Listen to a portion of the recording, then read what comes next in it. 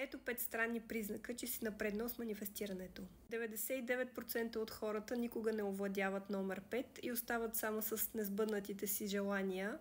Затова изгледай това видео до край. Виждаш случайности, където другите виждат хаос.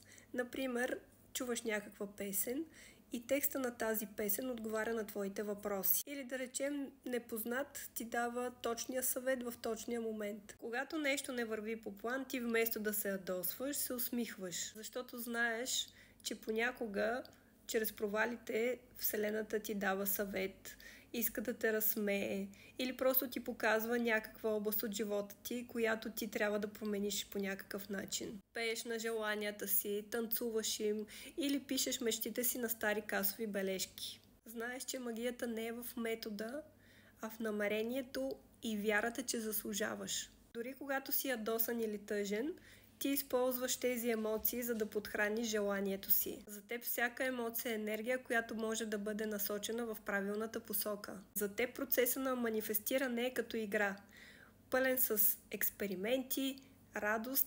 Не си обсебен от крайния резултат, защото знаеш, че пътят е също толкова важен, колкото и крайната дестинация.